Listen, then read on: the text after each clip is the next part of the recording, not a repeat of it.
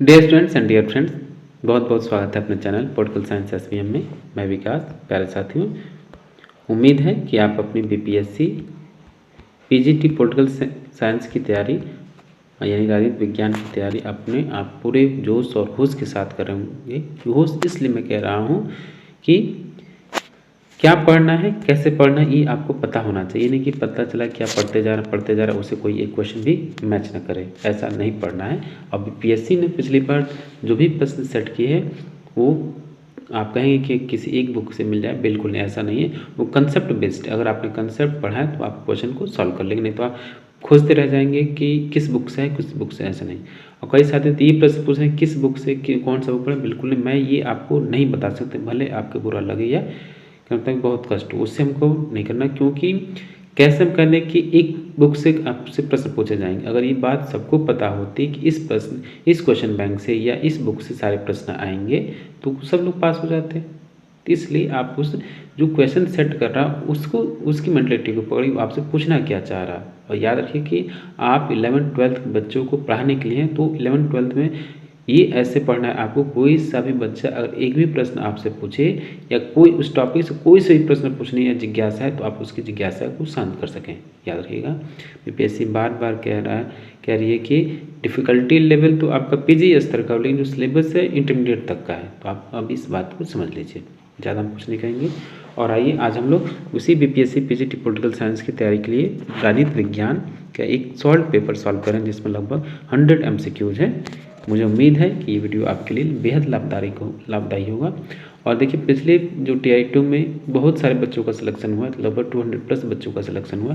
सभी ने शुक्रगुजार किया। और वो लोग, मैं उतना ही पढ़ाया जितना बीपीएससी प्रैक्टिस सेट उसके लिए आवश्यक था। प्रैक्टिस सेट हम लोग करते गए, सॉल्व पेपर सॉल्व करते गए, बस सिलेक्शन हो गया। कई बच्चों ने थैंक यू भेजा, बहुत माना इस चीज़ का। हम लोगों ने मार्केटिंग नहीं किया। और प्लीज़ मैं बस आपसे इतना ही कहूँगा कि आप एकदम पेशेंस के साथ, धैर्य के साथ, पॉजिटिव माइंड के साथ आप पढ़िए, सिलेक्शन हो जाएगा। क्योंकि एस्टेट से आपकी कोई कंपटीशन नहीं है। जितनी बार पिछली बार लोग बच गए हैं वही उनका आप सिलेक्शन हो जाएगा। बस आपको कट ऑफ पार करनी है, याद रखिए।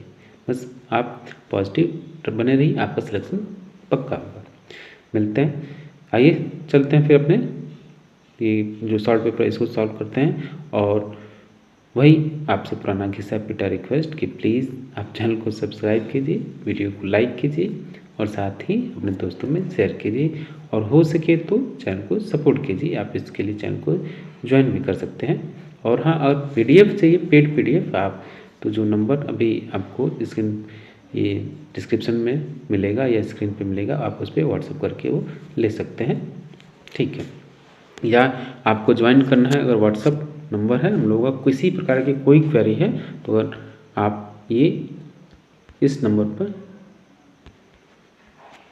मैसेज कर सकते हैं, 9161701336 पर आप व्हाट्सअप कर सकते हैं।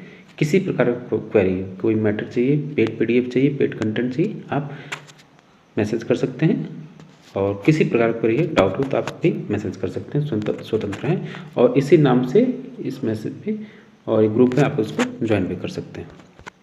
तो आइए देखते हैं पहला क्वेश्चन।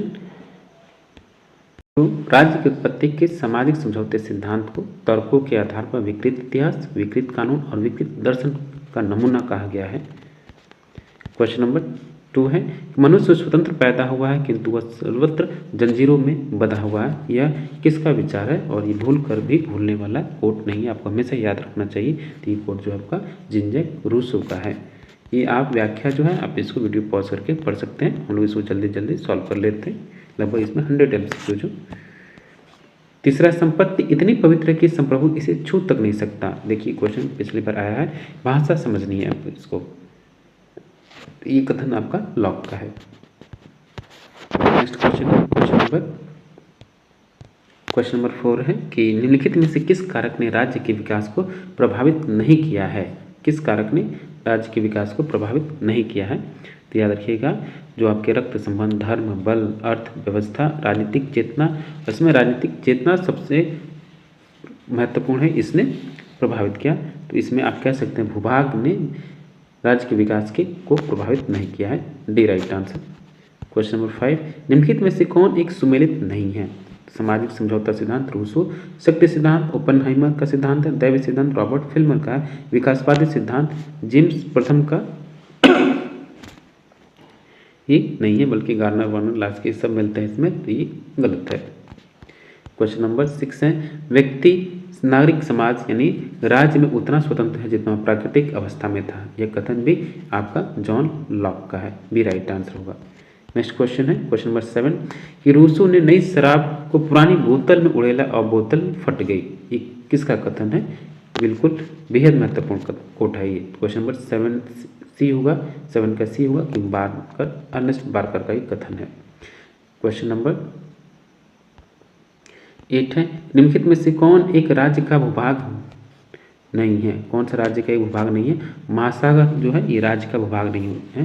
राज्य के भूभाग में भूमि तथा पहाड़, प्रादेशिक जल तथा वायुमंडल सम्मिलित होते हैं। इसकी समुद्री अधिकार क्षेत्र केवल 12 मील तक विस्तृत है। ये आपको भी याद रखना है कि किसी देश का समुद्री अधिकार क्षेत्र कितना होता है, तो 12 मील होता है। क्वेश्चन नंबर 9 कि 1688 की क्रांति का दार्शनिक किसे कहा जाता है? तो 1688 की जो इंग्लैंड की गौरवपूर्ण क्रांति है उसका जो दार्शनिक पिता है वो जॉन लॉक है। क्वेश्चन नंबर 10 है, निम्नलिखित में से किसने सामाजिक अनुबंध सिद्धांत का प्रयोग कर अपने विचारों को सविस्तार प्रतिपादित नहीं किया है? तो है टी.एच. ग्रीन। क्वेश्चन नंबर 11 कि निम्नलिखित में से किस समझौते या पैक्ट को सामाजिक अनुबंध सिद्धांत के प्रमाण के रूप में उद्धृत किया जाता है? तो यह है दी मैफ्लावर पैक्ट। ये जो है दी मैफ्लावर पैक्ट जो सामाजिक समझौते सिद्धांत के प्रमाण के रूप में उद्धृत किया जाता है। अगला प्रश्न है कि Norman question number question number 12 होगा कि राज्य के कार्य संबंधी सिद्धांत संबंधित प्रश्न पाएंगे। 12 है कि निम्नलिखित में से कौन एक सुमेलित नहीं है? द न्यू स्टेट, ये है एमपी फॉरेट कृष्ण, सही है। The modern state RM. MacIver की है। द सब्सटेंस ऑफ पॉलिटिक्स, ये अपर दुराई की है। ग्रामर ऑफ पॉलिटिक्स, ई.एम. जोट का पुस्तक नहीं है बल्कि ये हेराल्ड जोसेफ लास्की का है, तो डी राइट आंसर होगा। इसमें से ये जो 3 पुस्तक हैं ए, बी और डी, ये तीनों आपको याद होना चाहिए। नहीं याद है तो इसको मिटा दीजिए। क्वेश्चन नंबर 13 है कि अधिकारों का कौन सा सिद्धांत सबसे पहले का या सबसे प्राचीन सिद्धांत है? तो है प्राकृतिक अधिकारों का सिद्धांत। ये क्वेश्चन टीआरई 2 में आ चुका है, टीआरई 2 का प्रश्न ही। क्वेश्चन नंबर 14 है, निम्नलिखित में से कौन एक नागरिक स्वतंत्रता नहीं है? नागरिक स्वतंत्रता भी आपको याद कितने प्रकार की है, कौन कौन से नागरिक स्वतंत्रता में शामिल है, ये भी आपको याद होना चाहिए। नागरिक स्वतंत्रता आपका कौन सा नहीं है? तो चुनाव लड़ने की जो स्वतंत्रता है ये आपके राजनीतिक अधिकार है, न कि नागरिक स्वतंत्रता। क्वेश्चन नंबर 15 है, विधि के समक्ष समानता में, विधि के अनुपालन में हमारी स्वतंत्रता है जिसे हम अपने लिए बनाते हैं। ये किसने कहा? तो ये रूसो का कथन है। नेक्स्ट क्वेश्चन है क्वेश्चन नंबर, तो ये कोट है आपका कि रूसो का। क्वेश्चन नंबर 16, ये किसका मत है कि स्वतंत्रता और समानता एक दूसरे के विरोधी हैं? ये आपको पता होना चाहिए, स्वतंत्रता समानता एक दूसरे के पूरक और एक विरोधी किसने कहा है? कौन कौन से इसके समर्थक हैं, कौन कौन से इसके विरोधी हैं, ये भी आपको पता होना चाहिए। तो आपका लॉर्ड एक्टन कहता है कि स्वतंत्रता और समानता एक दूसरे के विरोधी हैं। क्वेश्चन नंबर 17 है, फ्रांस की क्रांति व्यक्ति के अमूर्त अधिकारों पर आधारित थी जबकि इंग्लैंड की क्रांति अंग्रेजों के परंपरागत अधिकारों पर आधारित थी। यह अभिमत या ये मान्यता किसकी है? बर्ग, एडमंड बर्ग की। और बेहद महत्वपूर्ण प्रश्न है, बेहद फेमस कोट है, ये आपको कभी भूल कर भी नहीं भूलना है। क्वेश्चन नंबर 18, सभी अधिकारों में सर्वाधिक मौलिक अधिकार कौन सा है? तो सर्वाधिक जो मौलिक अधिकार है सबसे वो है जीवन का अधिकार। नेक्स्ट क्वेश्चन है क्वेश्चन नंबर 19 कि स्वतंत्रता का त्याग मनुष्यता का त्याग है, मानवता के अधिकारों को त्यागना है, यहाँ तक इसके कर्तव्यों को त्यागना है। यह किसने कहा? कथन जिंजक रूसो का है। क्वेश्चन नंबर 20 है कि स्वतंत्रता अतिशासन का विलोम है। ये भी अपने आप में बेहद महत्वपूर्ण प्रश्न है। स्वतंत्रता अतिशासन का विलोम है, ये कथन जॉन सिले साहब का है। अगला प्रश्न है क्वेश्चन नंबर 21, न्याय सबल का हित है या न्याय शक्तिशाली का हित है? देखिए यहाँ शब्द बदल दिया और आप खोजेंगे कि न्याय शक्तिशाली का हित है, हम यही पढ़ के आए, बिल्कुल नहीं। उन सबसे आपको ध्यान से पढ़ना है कि प्रश्न आपसे पूछा क्या जा रहा है। प्रश्न को मत पढ़िए, उसको प्रश्न को सबसे पहले पढ़ के इसमें नहीं की कोशिश की इसमें से पूछा क्या जा रहा है। इस बात पे आपको ध्यान देना है। न्याय सबल या शक्तिशाली का हित है, ये कथन आपका थ्रेसिमेकस का है। अगला प्रश्न कि लोकतंत्र श्रेष्ठ तथा बुद्धिमानों के नेतृत्व में सबके द्वारा किया गया सभी का शासन है, यह किसका कथन है? ये मैजनी का कोट है।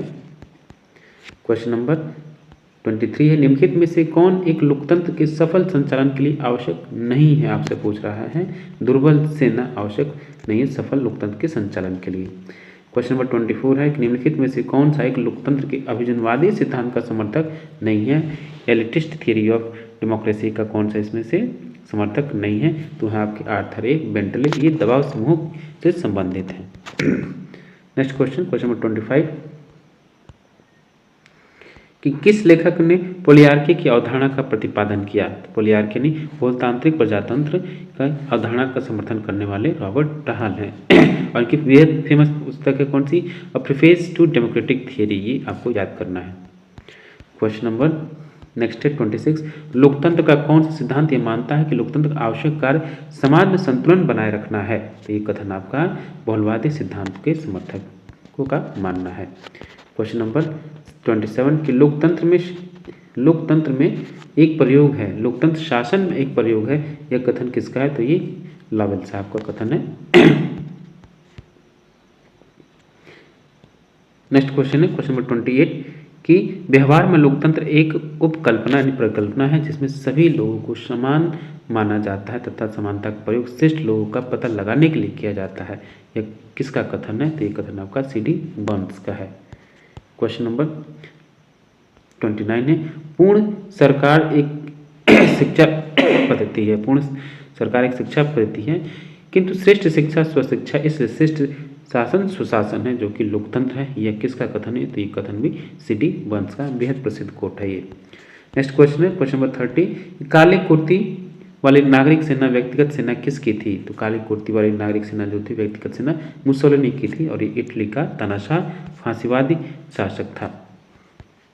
क्वेश्चन नंबर 31, निम्नलिखित में से कौन एक क्लासिकल उदारवाद का समर्थक नहीं है या परंपरागत उदारवाद का कौन समर्थक नहीं है? CB Macpherson. क्वेश्चन नंबर 32, राजनीतिक उदारवाद का जनक किसे कहा जाता है? तो राजनीतिक उदारवाद का जनक आपको जॉन लॉक को कहा जाता है। क्वेश्चन नंबर 33 है कि इंग्लैंड निम्नलिखित में से एक उदारवाद की प्रमुख धारा नहीं है, कौन सी एक उदारवाद की प्रमुख धारा नहीं है? तो श्रमिक संघवाद जो है उदारवाद की प्रमुख धारा नहीं है। नेक्स्ट क्वेश्चन है क्वेश्चन नंबर 34 कि व्यक्ति को उपयोगिताओं का उपभोक्ता किसने माना है? तो ये बेंथम ने माना है। वो कहता है कि आरंभिक उपयुक्तवाद बेंथम की सबसे बड़ी त्रुटि यह थी कि मनुष्य की विवेकशील चरित्र को किसी उदात्त लक्ष्य का साधन बनाने के बजाय उपयुक्ता का उपभोक्ता मत बनाया। क्वेश्चन नंबर 35 है, यथासंभव मैं यह जानता हूं कि मैं मार्क्सवादी नहीं हूं, यह कथन किसका है? तो ये कथन कंफ्यूज होने की जरूरत नहीं है, ये कथन स्वयं कार्ल मार्क्स का है। नेक्स्ट क्वेश्चन है क्वेश्चन नंबर 36 निम्नलिखित में से कौन एक समुदायवादी विचारक नहीं है या चिंतन नहीं है? तो है आपकी FA हेयक, ये समुदायवादी विचारक नहीं, बाकी माइकल वॉल्जर, चार्ल्स टेलर और माइकल सेंडल ये तीनों ही समुदायवादी विचारक हैं। क्वेश्चन नंबर 37 महात्मा गांधी के अनुसार निम्नलिखित में से कौन एक सत्याग्रही का गुण नहीं है? तो है स्वामित्व सत्याग्रही का गुण नहीं है।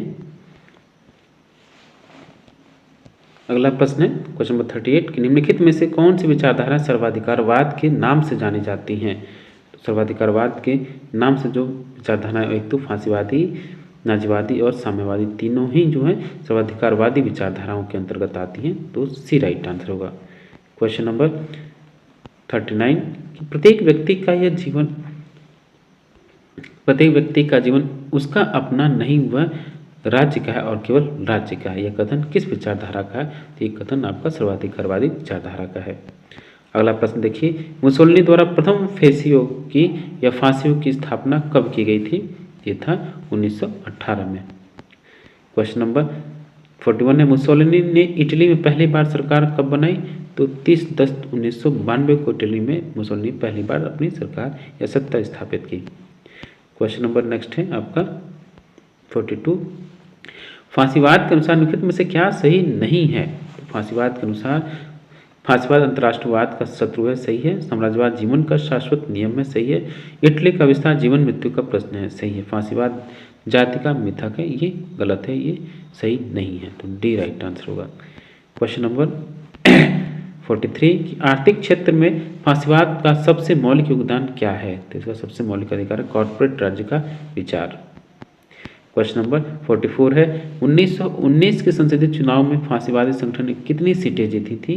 तत्कालीन समय में इसका कोई रिकॉर्ड नहीं है, ये कोई स्थान प्राप्त नहीं हुआ था। तो ऑप्शन डी राइट आंसर होगा। अगला प्रश्न है कि the political theory of positive individualism Hobbes to Locke नामक पुस्तक के लेखक कौन है? तो ये है आपके सीवी मैकफर्सन साहब।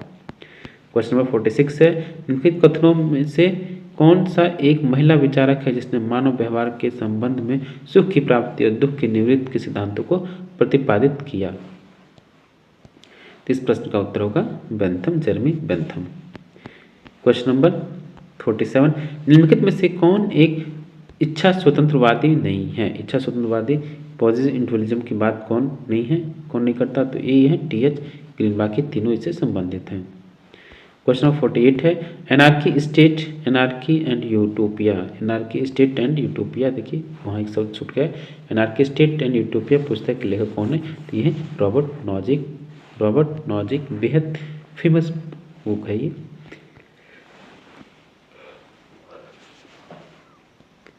क्वेश्चन नंबर 49 प्यारे दोस्तों, फिर से हम आपको बता दें कि हम लोग बीपीएससी के द्वारा जो आयोजित TRE 3 के लिए हम लोग PGT पॉलिटिकल साइंस या राजनीतिक विज्ञान के लिए तैयारी कर रहे हैं और इससे संबंधित आज हम एक सॉल्व पेपर सॉल्व कर रहे हैं जो कि आपके एग्जाम की दृष्टि से बेहद महत्वपूर्ण है। इसलिए हम लोग ऐसे इस प्रकार के प्रश्नों को सॉल्व किए क्योंकि इसमें आपका थोड़ा सा कंसेप्ट बढ़ रहा है, कंसेप्ट बेस्ड क्वेश्चन है। बीपीएससी हमेशा आपसे कंसेप्ट बेस्ड ही क्वेश्चन पूछेगी। आपको ऐसा लगेगा कि हमने पढ़ा नहीं, ऐसा नहीं है। जब ध्यान से पढ़ेंगे तो आपको उसका आंसर भी पता होगा और आपने उस चीज़ को पढ़ा भी होगा। क्वेश्चन नंबर 49 आगे बढ़ने फिर से हम एक बार रिक्वेस्ट करेंगे, प्लीज़ दोस्तों आप चैनल को सब्सक्राइब कीजिए, वीडियो को देखें, केवल देखने लाइक भी कीजिए, इससे सपोर्ट मेंटली सपोर्ट भी मिलता है हम लोगों को। और प्लीज़ चैनल को सपोर्ट करने के लिए आप ज्वाइन भी कर सकते हैं। और पेड PDF के लिए जो अगर आपको पेड PDF चाहिए वो या किसी प्रकार को आपको डाउट क्लियर करना है तो आपको व्हाट्सअप नंबर है, इस पर आप अपनी क्वेरी कर सकते हैं 9161701336।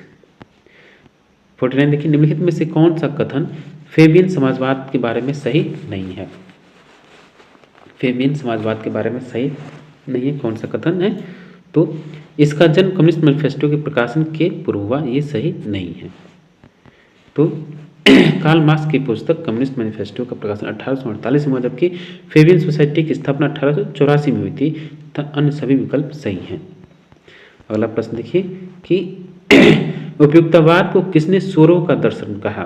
तो बेहद महत्वपूर्ण पुस्तक ये कोट है। तो कार्लाइल कहता है कि उपयुक्तवाद सूरों का दर्शन है, यानी शुक्रों का दर्शन है। क्वेश्चन नंबर 51 कि उपयुक्तवाद को एक ही साथ किसने अधिक मानवीय तथा कम सुसंगत बनाया? तो ये J.S. Mill, John Stuart Mill on liberty पुस्तक का लेखक और स्वतंत्रता का सर्वाधिक का मतलब कि बहुत बड़ा प्रणेता ये समर्थक हुआ ये। क्वेश्चन नंबर 52 कि नेक्स्ट क्वेश्चन है क्वेश्चन नंबर 52 कि निम्नलिखित में से कौन सा एक सुमेलित नहीं है? तो पूछ रहा on liberty James mill, sorry वो जिसकी बात कर रहे हैं J.S. मिल है, वो ये उसका पिता है J.S. मिल, जॉन स्टुअर्ट मिल इसका बेटा हुआ जो आगे वही ये पुस्तक लिखा। तो ऑप्शन ए सत्य नहीं है। क्वेश्चन नंबर 53 निम्नलिखित में से कौन एक सुमेलित नहीं है? कौन से इसमें से सुमेलित नहीं? प्रतिक्रियावादी सिद्धांत हॉब्स तथा मिल्टन सही है। अनुदारवादी सिद्धांत बर्ग तथा मेडिसन सही है। उदारवादी सिद्धांत लॉक तथा जैफरसन सही है। और अतिवादी सिद्धांत बेंथम तथा लास्की ये सुमेलित नहीं है। तो डी राइट आंसर होगा।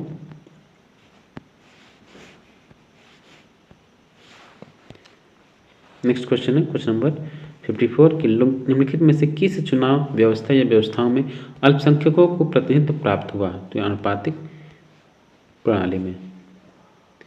नेक्स्ट क्वेश्चन है क्वेश्चन नंबर 55 द्वितीय मतदान प्रणाली यानी जो सेकंड बैलेट सिस्टम का प्रयोग कहाँ किया जाता है? जब फ्रांस के राष्ट्रपति का चुनाव होता है इस प्रक्रिया को अपनाया जाता है, second ballot system. Question number next है क्वेश्चन नंबर 56 कि निम्नलिखित में से कौन एक आनुपातिक प्रतिनिधित्व प्रणाली की एकल संक्रमणीय मत प्रणाली के लिए आवश्यक नहीं है? कौन सा नहीं इसमें से? इस निर्वाचन प्रणाली को लागू करने के लिए मतदाताओं का पढ़ा लिखा होना चाहिए, ये डी राइट आंसर होगा। अगला प्रश्न देखिए क्वेश्चन नंबर 57 द्वितीय मतदान प्रणाली अपनाई जाती है किसके द्वारा? ऐसे व्यक्ति के चुनाव के लिए जिसे 50% से अधिक मत प्राप्त हो उन्हीं के लिए आप सेकंड बैलेट सिस्टम का प्रयोग कर सकते हैं। क्वेश्चन नंबर 58 यह जानते हैं कि इच्छा यानी विल का प्रतिनिधित्व नहीं हो सकता है, वह किस प्रकार के प्रतिनिधित्व का समर्थन करते हैं? तो इनमें से कोई नहीं, डी राइट आंसर होगा। नेक्स्ट क्वेश्चन है क्वेश्चन नंबर 59 साधारण बहुमत प्रणाली दलीय व्यवस्था के विकास को प्रोत्साहन करती है तथा अनुपातिक प्रतिनिधित्व प्रणाली बहुदलीय व्यवस्था के विकास को प्रोत्साहित करती है, यह किसका मत है? तो नॉर्मंडी पामर सर का है, ऑप्शन बी राइट आंसर होगा। क्वेश्चन नंबर नेक्स्ट है कि ये भी आपको मैच करना है। तो पहला मैच कीजिए,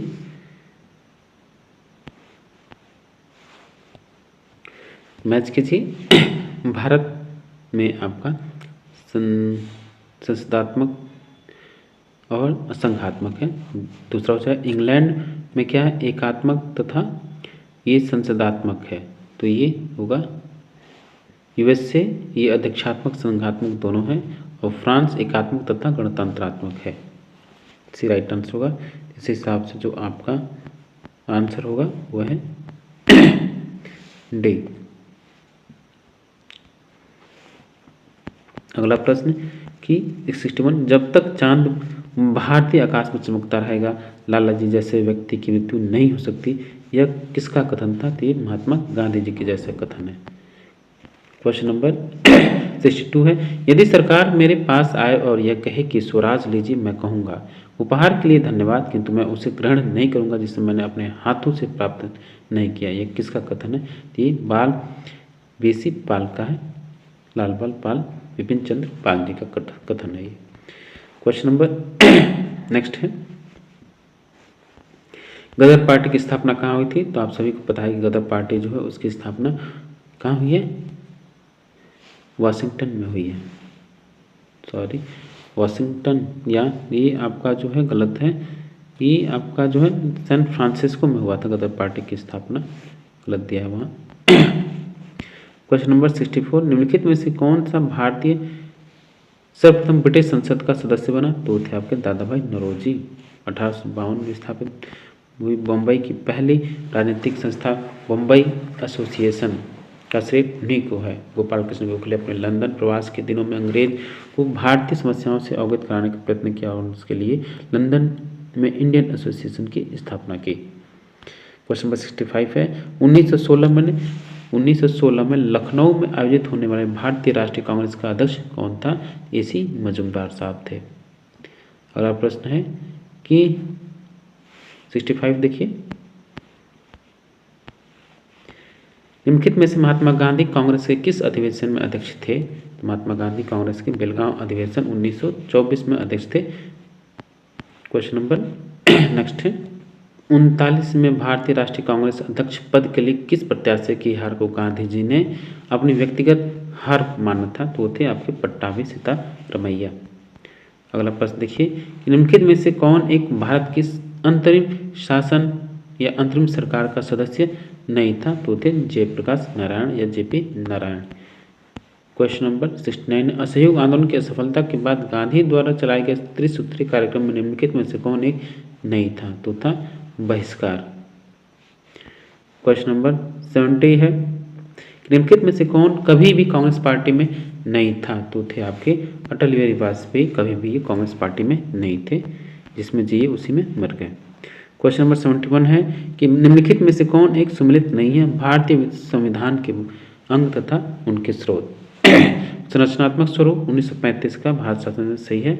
मौलिक अधिकार अमेरिकन बिल ऑफ राइट्स सही है। केंद्र राज्य संबंध कनाडा का संविधान सही है। राज्य की नीति निर्देशक तत्व ब्रिटिश संविधान से नहीं लिया बल्कि आपने आयरलैंड से लिया है, तो ये गलत हुआ। डी आपका जो है वो गलत है। क्वेश्चन नंबर 72, निम्नलिखित में से कौन सा शब्द भारतीय संविधान की प्रस्तावना में नहीं है? तो लोकतांत्रिक, स्वतंत्रता, समानता और गरिमा ये शामिल है, लेकिन सरकार शामिल नहीं है, लोकतांत्रिक सरकार। क्वेश्चन नंबर 73, भारतीय संविधान का अनुच्छेद 1 भारत को क्या कहता है? तो राज्य का संघ, यूनियन ऑफ स्टेट बताता है। ऑप्शन ए राइट आंसर होगा। क्वेश्चन नंबर नेक्स्ट है 74 कि निम्नलिखित में से कौन एक सुमेलित नहीं है? तो जो आपका अनुच्छेद 15 विधि के समान संरक्षण नहीं है बल्कि जाति के आधार पर भेदभाव या धर्म के आधार पर भेदभाव तो समाप्ति या उन्मूलन है। ये ऑप्शन बी सुमेलित नहीं है। अगला प्रश्न है क्वेश्चन नंबर 75, भारतीय संविधान के किस अनुच्छेद में यह स्पष्ट रूप से प्रेस की स्वतंत्रता प्रतिभूत की गई है? तो जो आपका अनुच्छेद 21 है, यानी आर्टिकल 21 ए, मैं क्या लिख रहा हूँ, आर्टिकल 21 ए में इसका प्रावधान है।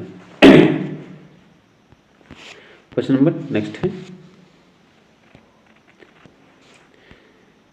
76 कि भारत का राष्ट्रपति किसे अपना त्यागपत्र देता है? तो ये उपराष्ट्रपति को अपना त्यागपत्र देता है।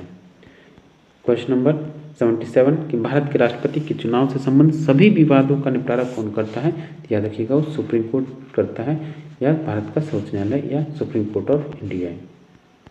क्वेश्चन नंबर 78 है भारत के कार्यवाहक मुख्य न्यायाधीश की नियुक्ति कौन करता है? तो ये है आपके राष्ट्रपति। क्वेश्चन नंबर नेक्स्ट है 80, निम्नलिखित में से निम्नलिखित में से किस मुकदमे से भारत के सर्वोच्च न्यायालय ने यह निर्णय दिया था कि मौलिक अधिकार संशोधित नहीं किए जा सकते? तो गोलकनाथ वाद में। ऑप्शन ए राइट आंसर होगा। नेक्स्ट क्वेश्चन है क्वेश्चन नंबर 81 कि 39वां संविधान संशोधन विधेयक का एक बड़ा हिस्सा किस मुकदमे में भारत के सर्वोच्च न्यायालय द्वारा अवैध घोषित किया गया? इंदिरा नेहरू बनाम गांधी वाद।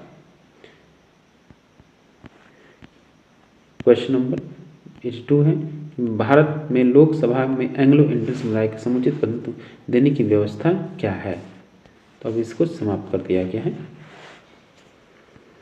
क्वेश्चन नंबर 82 कि निम्नलिखित में से कौन सा अनुच्छेद संघ सरकार को यह अधिकार देता है कि वह पिछड़े वर्गों की दशा की जांच करने के लिए एक आयोग की नियुक्ति करेगी? तो यह अनुच्छेद आपका कौन सा? 340 340।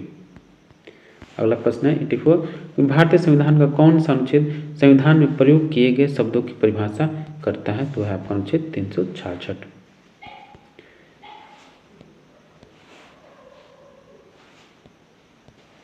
नेक्स्ट क्वेश्चन है क्वेश्चन नंबर 85 कि भारतीय संविधान में किस अनुच्छेद के अंतर्गत संकट काल की उद्घोषणा की जाती है? अनुच्छेद 352 है। क्वेश्चन नंबर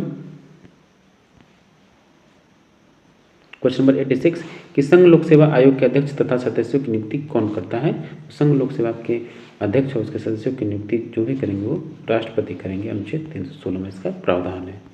क्वेश्चन नंबर 87 है निम्नलिखित का सही कालक्रम बताइए। तो सबसे पहले जो राजेंद्र प्रसाद होंगे एक नंबर पे, और ये जैसे राष्ट्रपतियों के क्रम के अनुसार पूछा है। और दूसरे नंबर ये 1950 से लेकर 1962 तक, जाकिर हुसैन 1967 से लेकर 1969 तक रहे,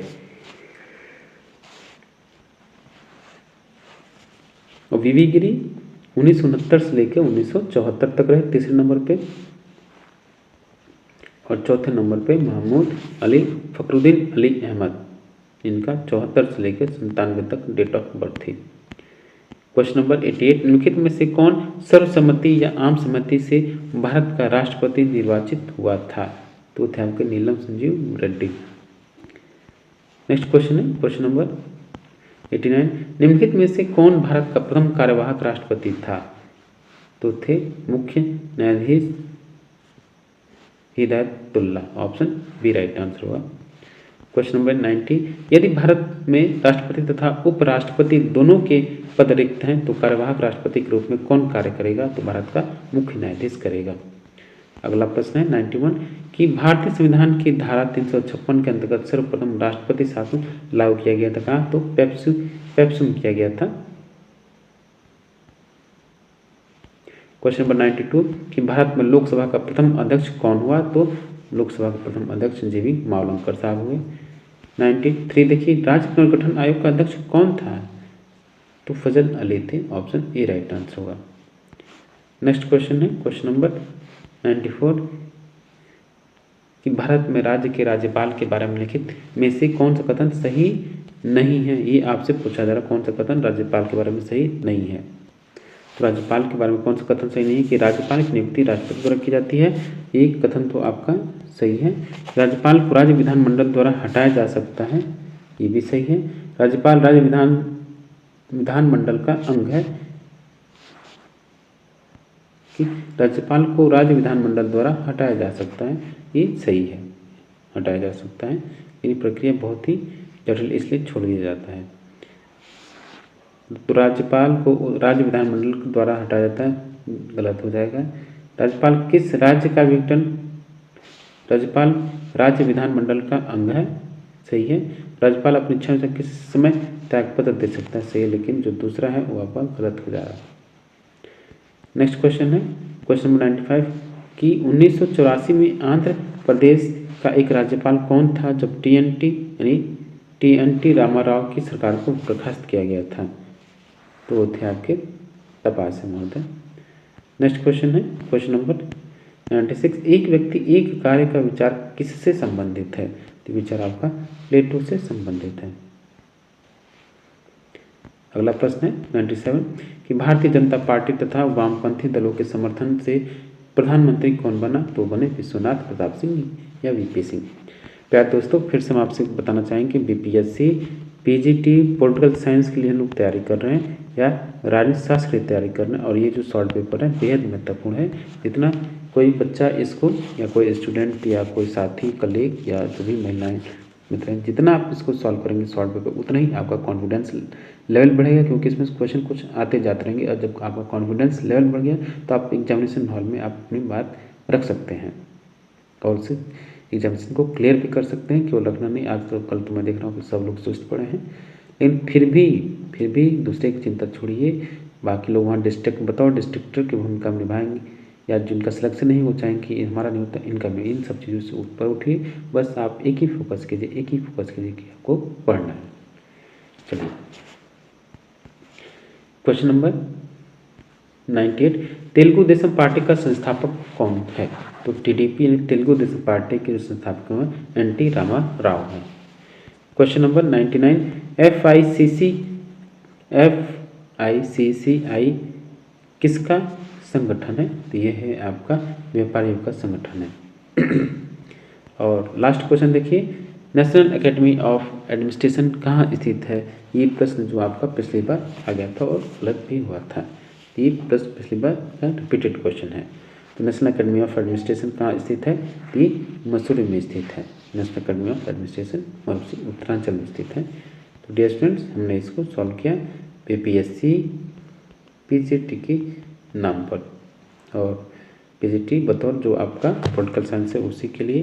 देखिए, कोई सा भी एग्जाम है, मैं बार बार कह रहा हूँ कि आप सॉल्व पेपर प्रैक्टिस सेट को कम से कम 3 सॉल्व पेपर एक दिन में और 2 प्रैक्टिस सेट आपको सॉल्व करना चाहिए। इससे क्या होगा कि जब भी आप प्रैक्टिस सेट सॉल्व करते हैं तो आपका थोड़ा सा कॉन्फिडेंस बढ़ जाता है, थोड़ा बढ़ जाता है, और दिमाग में एक बार बैठ गया कि हमको नौकरी ले लेनी है तो ले लेनी है। इधर उधर मत भटकिए, जाके गप्पेबाजी मत कीजिए। चलिए ठीक है, ये था आपका पीजीटी पॉलिटिकल साइंस के लिए 100 MCQ।